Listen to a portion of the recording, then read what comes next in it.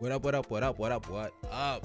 How's everybody doing this Wednesday evening? Welcome to Hawks Hoops Live, the go-to. Did I start saying go-to? Your number one stop for all things NBA, weekly NBA show live, where you have the opportunity to call in. Speaking of calling in, let me go ahead and open up these phone lines, get that ready. I'm switch over here for now. How y'all doing this evening? Welcome to Hawks Hoops Live. Happens every Wednesday at 8 p.m. We got actually some music going this week. It's a little louder than last week's music. Let me know if it's a little too loud. I'll turn the music down. I was trying to gauge it, trying to test it.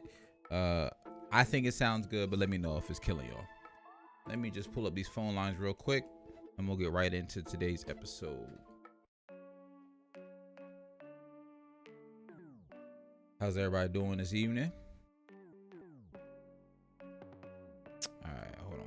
Second, boom, bada boom, bop. There we go. All right, bet. All right, like I said, thank you for pulling up the Hawks Hoops Live. It's just a live show happens on my YouTube channel every Wednesday, 8 p.m. It's also available on audio streaming platforms now. Hey, Jason, how you doing? Thank you for pulling up to the stream. Show's also available on audio platforms, so Spotify, Apple Podcasts, Google Podcasts, Anchor, Stitcher, wherever you find your podcast, you can also listen to the show. Usually the day after, I'll upload it. Usually the day after, so usually Thursdays in the morning. You can catch the show on the way to work, on the way to school, while you're at work, while you're at school, whatever. Thank you for tapping in with me. You feel me? How you doing, Jason? Thank you for pulling up this evening. Hope you enjoyed the show. Are you a first-time watcher, Jason? I don't remember your name in the comment section previously. If so, thank you for pulling up. We got a lot to talk about in the docket. Trade deadline's 2 weeks away. All-Star break is about 3 weeks away. We still haven't had that many trades, people. We still haven't had any blockbuster trades. We know we had that Cam Reddish move. We had that Celtics move, them dropping some cap space. But we ain't really had no real trades, so we're gonna talk about a little bit of trades. I got some other things on the docket. We gotta talk about that crazy Wizards loss that happened last night. But first, before we get into the show, I want to just take a moment to remember Kobe Bryant. He was tragically died 2 years ago today in that helicopter crash. Him, his daughter, and all the other people that were on that helicopter. And I wanted to bring it up because, one, the show just happened to be on the day that he died in that helicopter crash. But two, recently, oh, that's Jason. What's good? I ain't never seen Jason in the comments. He always just call in, you feel me? But the other day I shared my story of how I got into the NBA, and it happened to be the 2009-2010 season. Let me rephrase. How I got into the NBA, meaning how I became a fan, not how I got into the NBA, how I was a player, obviously. And Kobe was a big reason of what got me started to watch basketball. So I just wanted to thank him for being who he was and being a great player that he was, and he is missed and will always be missed. But I wanted to hop right in. That is funny that's that Jason and not the Jason I thought it was. Not a new Jason. But once again, Jason, I appreciate you pulling him up anyway. I wanted to hop in and show some love to the Miami Heat, right? The Miami Heat currently, if I'm not mistaken, are number one in the Eastern Conference at 30-17. The Bulls are half game back, sitting at 29-17, right? And the reason I want to talk about Miami Heat, it's been well documented on my channels. I feel like at least once a week I'm talking about the Miami Heat because I'm really liking what I'm seeing from them this year. I'm just seeing something special from them. They've dealt with a ton of injuries throughout the season, but it finally feels like they're getting healthy at the right time, going into All-Star break, going into the second half of the season. The Heat are looking healthy. They're still missing Morris since he's been out since Jokic pushed him, which is wild. So they're still missing Morris, but they got Bam back. Jimmy's back. They're looking really good. They still don't have Victor Oladipo, obviously. But I want to pose a question. The Heat have been playing this great, even with players like Bam out and Jimmy in and out of the lineup throughout the season. Now that these players are back, the Heat are number one in the Eastern Conference. Eric Spoelstra, if you ask me, is Coach of the Year. Write his name on the trophy already. Why aren't we seeing the Heat being in conversations for legitimate title contenders? That's my question. Why? I've seen a lot of people compare the Heat to that 2015, 2016 Atlanta Hawks team that was like Al Jefferson or Richard Jefferson, Al Horford, that Jeff Teague team, Kyle Korver, that Atlanta Hawks team. A lot of people are making comparisons to that team, saying they're going to be a great regular season team with a lot of players playing by committee. But they're saying when it comes to the playoffs, they don't have faith in the Heat. They don't think the Heat have that player. They don't think they have a superstar that can really put the team on his back and play well in the playoffs. I think that's a bunch of bullcrap. Personally, I think the Heat should be considered title contenders. I think, although while a lot of people might say the Heat don't have a traditional superstar, I think they have a bona fide star in Jimmy Butler. I think Jimmy Butler, depending on the night, can borderline between that superstar level. I feel like there have been times in his career when we've seen him at that level. And even if Jimmy only stays at the star level, I think the Heat should be considered title contenders, and this is why. I think the Heat match up the best with all the other contenders in the Eastern Conference. I think the Heat have the players to play good defense against the Nets. I think the Heat has the defense to play, the players to play good defense against Giannis and the Bucks. I'm not even going to talk about my Sixers because although Joel Embiid's playing amazing until we make a trade, I don't consider the Sixers real contenders. But I think the Heat should be considered title contenders. Like, for real, no breaks, no gas. The Heat are title contenders. So, I'm going to go ahead, because I haven't even opened them up yet. Let me go ahead and do that. Phone lines are officially open now if you do want to call in. I'm going to keep talking about the Heat for a little bit. 609-365-0382. Once again, 609-365-0382. The Miami Heat, and two things in particular that strike me as why the Miami Heat are title contenders, like actual reasons. The first one is Bam Adebayo. I think I've already think he's the top 5 center in the league. I dropped my top 5 centers list yesterday or earlier today. I can't remember. He technically was an honorable mention, but that's only because he missed the month of December. If he played all season, he'd probably low key be like number 4 on my list, like keeping it a beam. Bam Adebayo is legit. He can guard the interior. He can hedge very, very well on the pick and roll. The switchability that the Heat have because of him on the floor is amazing. And he's not just a pick and roll big. He can work on that mid-range. He's got a nice mid-range jumper. I don't really trust his three-point shot yet. I'm not going to say he's that much of a stretch big, but he's got a really solid and dependable mid-range jumper. He's working on a nice little post game. Bam Adebayo was really, really nice. I already talked about Jimmy Butler. I like what Kyle Lowry continues to do for this team. He's not doing a whole lot stats-wise, but the leadership is there. The poise is there. Tyler Hero, Max Strus. I was about to bring up Duncan Robinson, but we all know how Duncan Robinson do. He's on and off every other night. But Strus is stepping up big and taking the place of Duncan Robinson, in my opinion. Tyler Hero is looking amazing. He's looking like Bubble Hero, but he's been doing it all season long. If anything, he's actually looking better than Bubble Hero. The Miami Heat, title contenders. My boy Dami says, people don't like hardworking teams. Hey, that's facts, because that's what the Heat are. The Heat are a hardworking team. Heat culture has been a legitimate thing for the last couple of years. This isn't a new thing for the Heat. It's not just this season. I remember people talking about Heat culture. We're talking back 2010, 2008, 2009. I remember people talking about, oh yeah, man, that Heat culture, you go down there, work with the Heat, you're going to be in shape.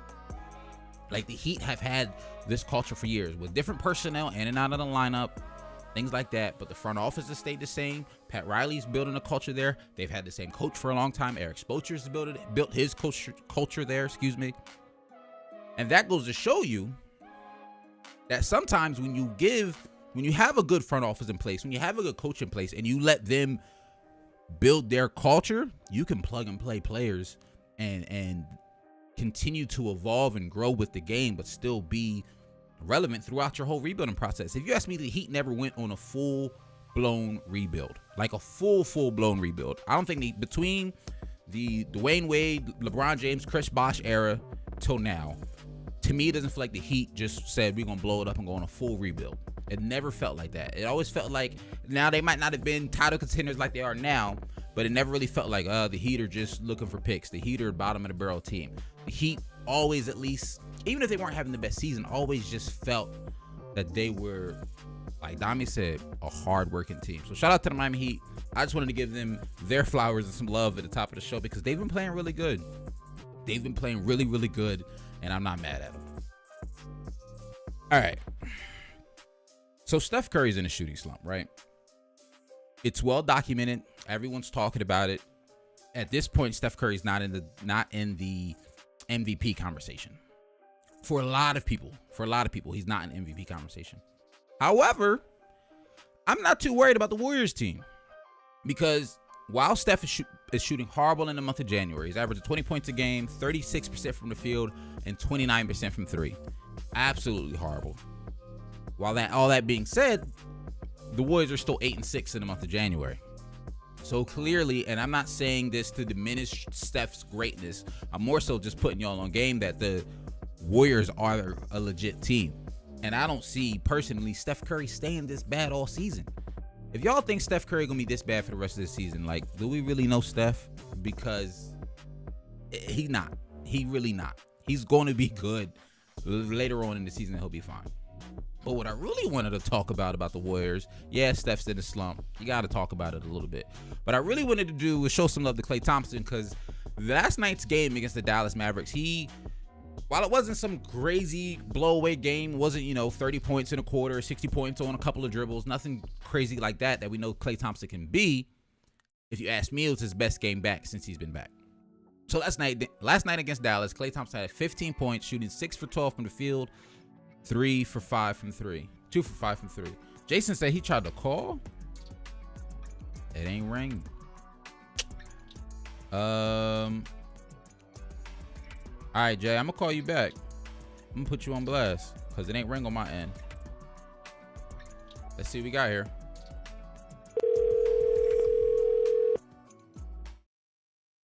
Hello. Jason, I don't know what happened there. It didn't ring on my end, but I'm happy I got you. How you doing? Good, man. Good. How you doing? Good. Shame that you didn't see me. You didn't know who this was in the comments, but we gonna let that go. Look, man, you don't see, because Jason, you a real one. You don't be in the comments. You just call in. So I don't know you by the comment name. You feel me? Go. You a real one. You just call straight in. I'm gonna jump in real quick and then jump out of here, man. Heat, man. You talking about the Miami Heat? All they are the New York Knicks of the '80s, of the '90s, man. That's it.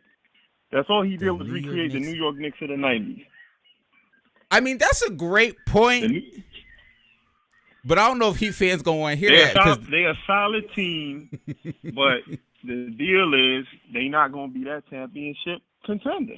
Jimmy Butler is not that guy. He's like, wow. I don't know. You want to call Jimmy, if you want to call him the Latrell Sprewell. Wow. Allen Houston. Yes, sir. That's right. I come to call Allen Houston and Latrell Sprewell. You talking about Bam, Listen, the New York Knicks have good teams that they have with Pat Ewing. Then they tried, the Houston, the Sprewell. Yep. And at one point they had Larry Johnson. Like, you have these teams, and that's Pat Riley teams, right? Except for the time when he had, the LeBron and Chris Bosh. They're going to grind it out. D-Wade is a real one. But they just not going to make it over that hump, man. They don't have enough power when the big people come in, man. So if KD is loaded up, and I know your show's probably going to go there eventually. Yeah. And Kyrie and these guys can play consistently, then you got to give respect to Milwaukee, defending champs. I mean, really, you got your top three teams, and then there's everybody else. That's how they. So let me ask you this: Are the right? Heat are the Heat top three in the East? To you, in terms of contention? I mean, I really just see the two. Which is Milwaukee and so you just see Milwaukee and if you Brooklyn. want to say them, I mean, I kind of like Charlotte. I like Charlotte, but I don't think they're there yet. You know what I'm saying? But I really believe I said top three to be generous. If the Heat is in the bubble, that's different, right? Oh no! But I think if they're all healthy, no, because you got to be real. Like the bubble team, people didn't want to be there. Jimmy Butler looked like he was homeless, right? Like that's. Cause they dialed in, but some people didn't want to be in the bubble. So if you want to call them, hey, they're a top three team at this point in the season, okay, I'll give it to you. But you're telling me if KD's at full, if Brooklyn's at full strength, and you got Milwaukee, do you see the Heat being any one of those teams? I think legitimately the Heat have a chance to. I don't think they would be the favorites by any means in either of those series, but I do think the Heat would have a chance to win those series because I think their defense matches up. Do you see them going through the two of those? Do you think them going through the two of those juggernauts? I mean, depending on how it seeds up in the playoffs, they really might not have to face both of them. I think between those three teams, somebody is going to have to face both of them, and whoever does face both is probably not going to make it to the finals because they're going to be gassed. Like if whoever has to face both of those teams out of the three, they're going to be gassed and probably not going to make it to the finals. And the Slim Reaper was a toe away. Oh man, yeah. Kevin Durant is Kevin Durant. Kevin Durant's my favorite player. I give you that, but I still think down in Miami. Yeah, come on, it's nice, but that's what they are. Okay, that's a good comparison. You talk about Tyler Hero, it's kind of like a John Starks, man. Just really, he looks for these people. Yeah. To put there. Yeah. Okay? That's he knows what how to make are. teams. Now, on the last topic, I'm going to give it to your guy, Kobe Bryant. Didn't respect him when he was playing. Thought he was a little bit of an a-hole. Come to have a lot of respect for this guy since he passed away. I feel that. Didn't really know how cool of a guy that this guy was. Gotcha. I'm still a Michael Jordan fan. He's still the greatest. Oh, of course. But if there had to be a better carbon copy, it was Kobe Bryant. I feel that. Once again, thank you for your clips. Always love listening to the show. Thank you for calling in, man. I appreciate you. All right, man. Thank you, Jason, for calling in. Once again, I'm going to have to figure this phone situation out because on my end, I should have heard him. I should have heard the phone ring. It didn't ring. We iron it out. It's only episode 11, as you can see from the title, so we still ironing some things out. Carol Wick says, Lonzo Ball has to be top 5 all time. I think I've only ever said this once before on all my channels, Kerwick, but crack is cheap. Top 5 in what? I'm going to let you think about that for a second. Thank you for calling in, Jason. We're going to move on, continue to talk about... I wanted to give Klay Thompson some love. That's what we were talking about, right? So as I was saying earlier, Klay Thompson against the Dallas Mavericks scored 15 points, 6 and 12 shooting from the field, 3 for 5 from 3, right? Now, Klay Thompson is still in this minute restriction, still only playing about 20-ish minutes a game, doing this 4 or 5 minute segment situation still. Believe it or not, in 20 minutes, 12 shots is a lot, in my opinion, for most players. Now, if you're Klay Thompson, it's normal for him to shoot that many shots. Believe it or not, though, that's the least amount of shots he's taken since he's been back. Klay Thompson has been pulling the trigger since he's been back with the Warriors. And like I've said before, I'm not necessarily mad at that. He's got to get used to playing again. He's got to push some shots up. But, I mean, he's had games. Actually, no, I'm sorry. I take it back. His first game was the least amount of shots. But then since then, it's 14, 13, 17 shots. He's been trying to put some shots up. I understand it. I completely get it. The good side of that is, I guess I'll say, the silver lining is what I saw from him last night in that Dallas game. He was starting to look like himself again. He didn't seem like he was forcing it as much. It's the first time he shot well since he's been back, 50% from the field. That 3 for 5. What is that? 3 for 5? 60% from 3? Y'all know I ain't do. Look at that, 60%. I don't do math. You feel me? I'm a marketer, not a mathematician. But I liked what I saw from Klay. There were still 1 or 2 moments where I feel like Klay was forcing it just a little bit. He had this baseline step back that he does fairly routinely, but I don't think his feet didn't look set. It was just a little short. But he was shooting a lot of open threes, a lot of good looks. He missed 1 or 2 shots that he normally wouldn't make. I think he's looking really, really good. I think there should be no worry about the Warriors. I'm seeing a lot of talks about Steph Curry because of the slump he's in. Is he out of the MVP conversation? Yes, to be completely honest. I think Jokic, I think Embiid, I think even LeBron James are playing better than him throughout the longevity of the entire season, especially with this horrendous shooting slump. Now, if he surprises us and starts shooting, I don't know, some wild 80% from 3, he going to be back in the conversation, obviously. But as of right now, he's not in a conversation. But are the Warriors still title contenders? Of course.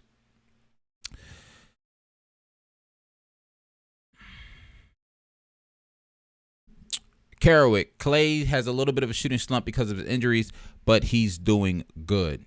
I mean, yeah, Klay Thompson is in a little bit of shooting slump because his injury is going to take a while for him to come back. But I'm not too worried about him. I think he'll bounce back just fine.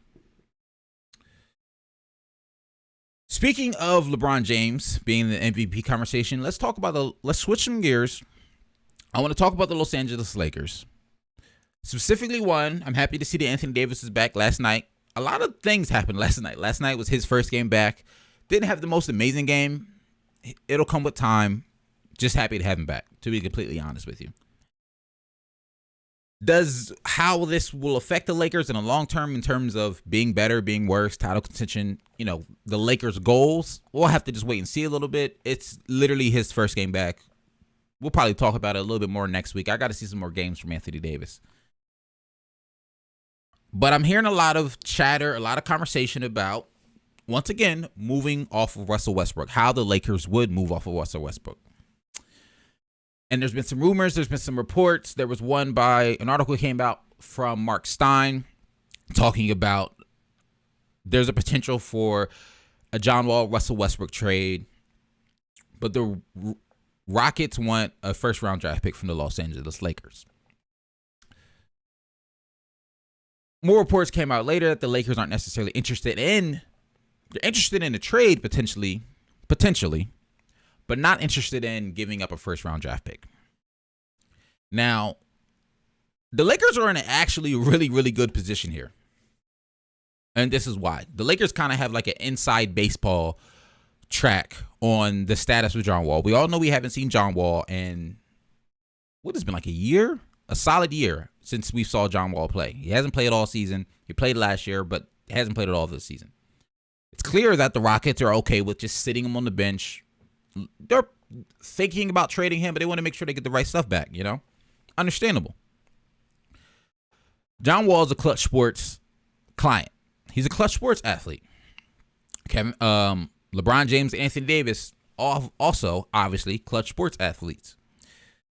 So one big question mark on John Wall is his health. How healthy is he? How well does he look? Because NBA executives haven't had the chance to see him on NBA court because the Rockets aren't playing him. So it's a risk to trade for him, and he still has a big contract. Who would better know how healthy a player is than that player's agent? Who would better know how ready that player is to be a part of a team that's potentially contending to win a championship than that player's agent? Oh, that player's agent and the best player on the potential team he's going to, and also the low-key player GM, have the same agency. So LeBron James is going to know whether or not John Wall is good or not. LeBron James is going to know whether or not it's worth it to make this trade. Is it going to be an upgrade or downgrade from Russell Westbrook? And while you're saying, how can he get worse than Russ? I mean, yeah, he's not having the best season in the world, but you don't want to make it worse, to be honest. You just don't. So if LeBron James and Clutch Sports feel that John Wall will be a good fit, they feel that John Wall is healthy, they might try to persuade the Lakers to make this trade.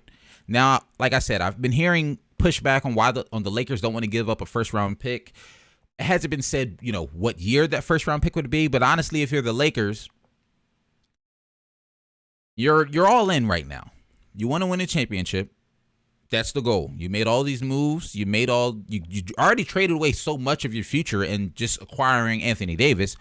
I almost said, why not trade more? Because you already don't have a future in the near future. So if, like I said, it's a big if, but if Clutch Sports think that John Wall would be a good fit, I am sure they'd have LeBron James and Anthony Davis talk to Pelinka and the Lakers front office to try to make something happen here. Will it happen? We'll just have to wait and see. Do I think it'd be a good trade? I'd like to see something. Do I think it'll make the Lakers title contenders? Honestly, I can't give you an answer because just like every other NBA executive, I haven't seen John Wall play either. So I don't know what John Wall is going to look like. But there are some things of John Wall's game that I think could be a better fit than Russell Westbrook's. I think John Wall is a slightly better shooter than Russ, but not by a crazy margin. I'm not saying John Wall was a knockdown shooter or anything like that in his prime, but I think he's a slightly better shooter. I think John Wall has proven to be a better defender, or at least have a better defensive awareness than Russell Westbrook. And you might be thinking, well, why would the Rockets want to do this trade? Well, the Rockets would do this trade. They've already said if this trade happened, they'd buy out Russell Westbrook. So now that opens a whole nother can of worms of, well, if Russ is bought out and now a free agent, essentially, he has the opportunity to sign anywhere. So now you have to think of the conversations of where would Russ go? So from a Lakers standpoint, you got, like I said, you guys have the inside baseball track. You have the inside knowledge. So if you think it's going to be a good fit, if you know John Wall is healthy from your plug with Clutch Sports, then go for it. Why not? If you don't think it's healthy, if you don't think it's a good fit, obviously don't do it. But if you think it's a fit, you're not really losing anything. Give him that first-round pick, make the trade. From an NBA standpoint, from an NBA fan standpoint, I would love, absolutely love for a John Wall, Russell Westbrook trade because, like I said at the top of the show, we're 2 weeks out from the trade deadline, people. The trade deadline is February 10th, and we haven't had any good trade happen. With all this hype at the beginning of the season about all these not all these players, but there was potential and been talks all season for all these potential trades to happen, and we're talking about big-name trades. Basically, since November, they've been saying trade Russ. All season, the Sixers have been looking for a way to get rid of Ben Simmons. So there are big names up for grabs here, and trades just aren't happening. So it's a little disappointing. So Lakers, Rockets, let's figure this out. Let's make a trade happen because I'm ready. I'm ready for a trade to happen. And even bigger than that, I'm very curious as to where Russell Westbrook was signed if he's a quote-unquote potential free agent if he gets bought out by the Houston Rockets. Blueberry, thank you for pulling up to the stream. How you doing? Just got here. What are we talking about? We finished talking about the Miami Heat and how I think they're title contenders. My boy Jason thought I was crazy. We showed some love to Klay Thompson because he's playing a little bit better as of late, especially last night against the Dallas Mavericks. And then we just finished talking about a potential trade of Russell Westbrook to the Rockets for John Wall. But like I always say, appreciate you for pulling up, Blueberry. Thanks for hopping in the chat. All right. I alluded to it earlier. I gotta keep saying there's only 2 weeks left to the trade deadline. We all know I'm a Sixers fan, and we're hearing a lot of chatter. So much chatter.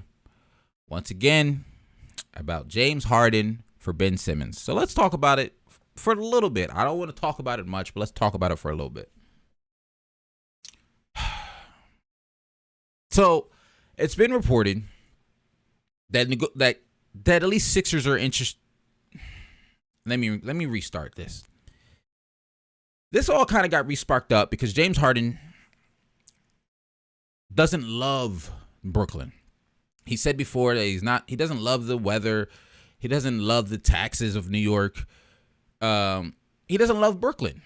He's liking the situation right now with the team, but he's already said he's interested in exploring his free agency options this offseason, meaning he hasn't signed his player extension. He's not signing his player extension. He wants to test free agency to see how it goes. He's not saying he won't re-sign with Brooklyn, but he just wants to see how it goes.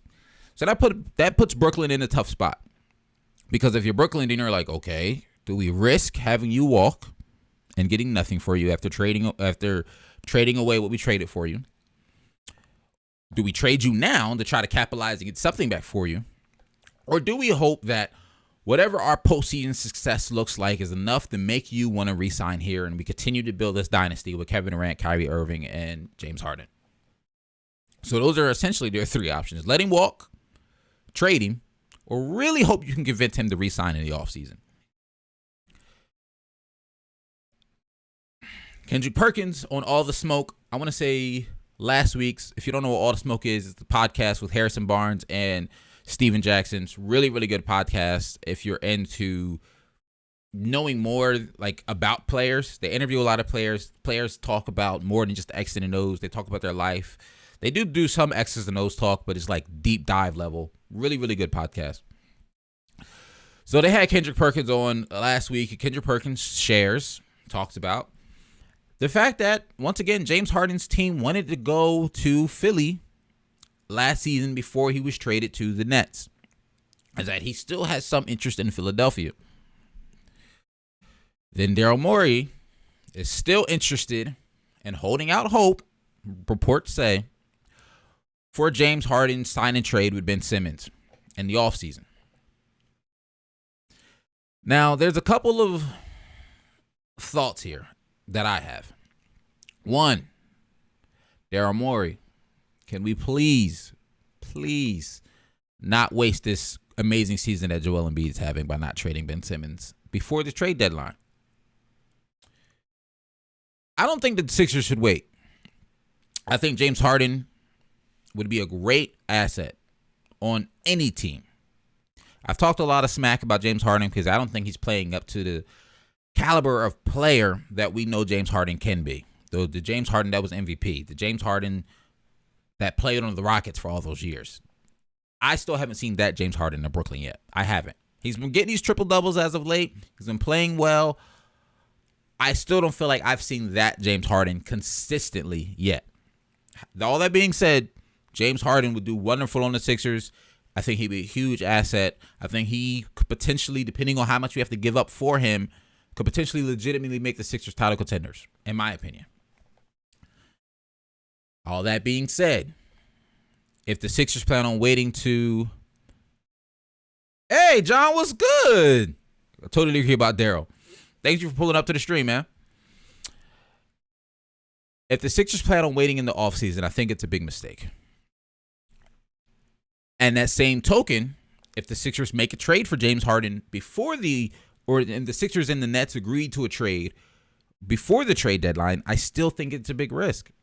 Unless the Sixers can have some sort of guarantee from James Harden, and even that guarantee would only be a verbal guarantee, so there's nothing binding him to it. James Harden can say, oh yeah, I'd love to get traded to the Sixers. The trade happens, tells the Sixers, of course I'm going to re-sign, guys. And then something doesn't go his way in the postseason.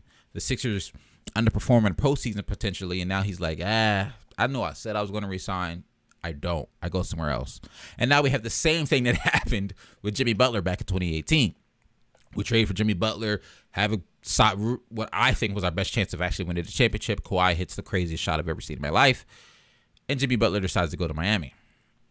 Now, I know that wasn't the same. There were some personal issues, chemistry, yada, yada, yada. But that's a potential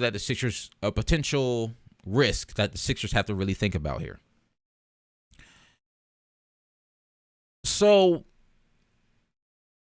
if you're the Sixers, do you trade for James Harden?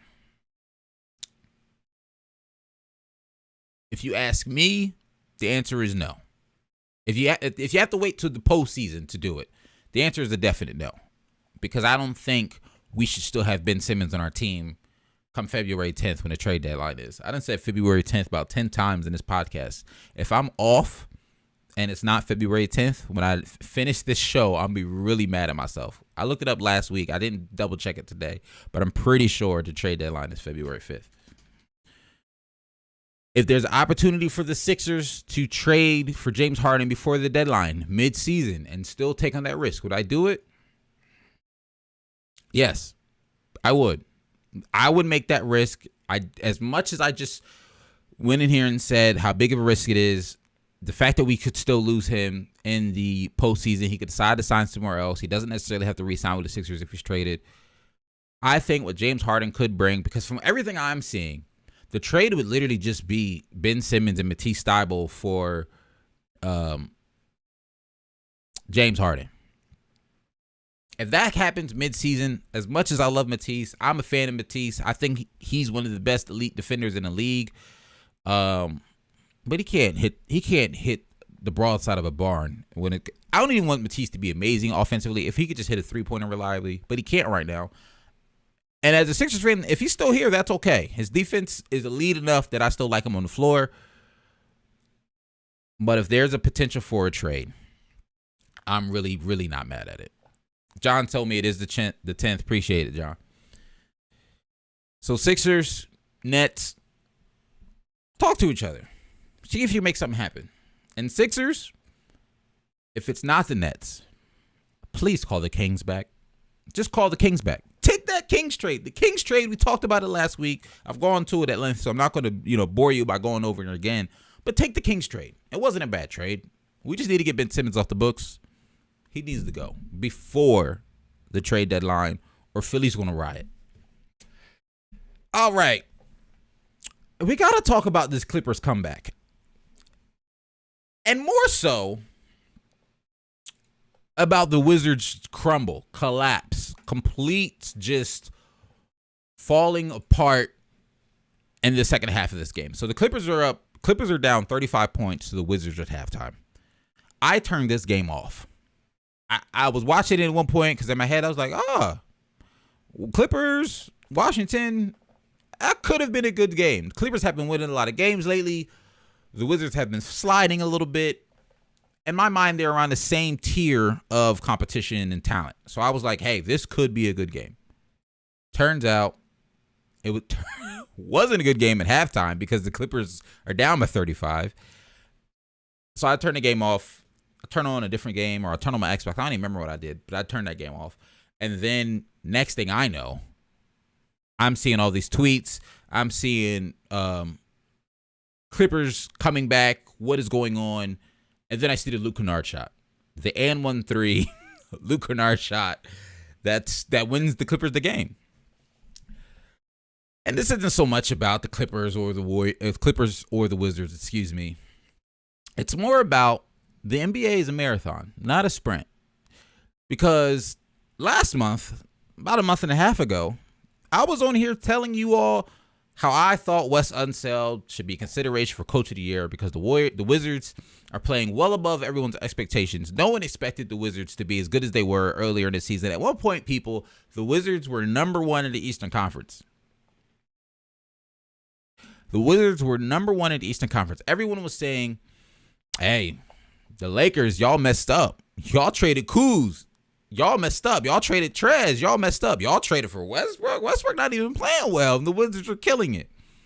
The NBA is a marathon. And that's what I love about it so much because things can change. Because I was one of those people.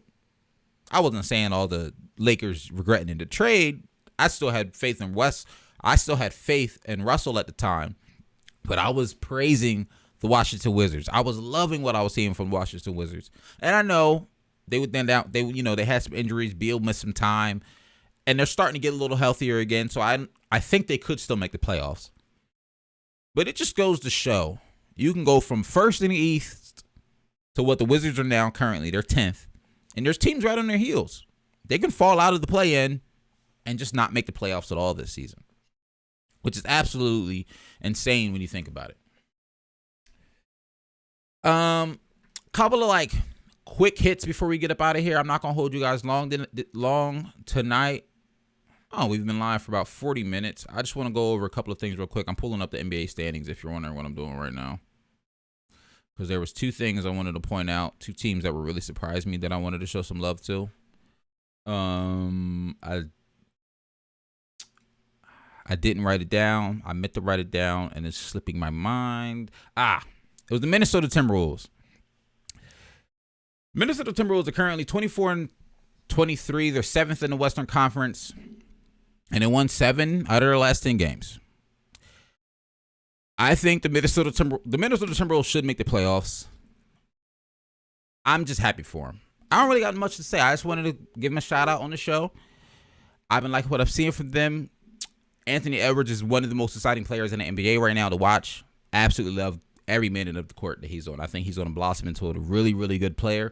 I think he has the potential to be a bona fide all-star in the league. Potential, I don't want to say superstar, but legitimate star in this league. And I'm just really happy for the Timberwolves to potentially finally make the playoffs because they have been struggling the last couple of years. But I'm not going to hold you guys. That's all I got for today. Nice, tightly wrapped 40-minute show. Appreciate you all for pulling up in the chat. If you pulled up late, go back. Rewatch the first half of the show. And we will see you guys next week. I got to go make some TikToks. Thanks for pulling up. I appreciate the support. If you made it this far and haven't liked the video, a like would be much appreciated. If you're new, go ahead and hit that subscribe button. And we'll see you guys next week. I'm out. Peace.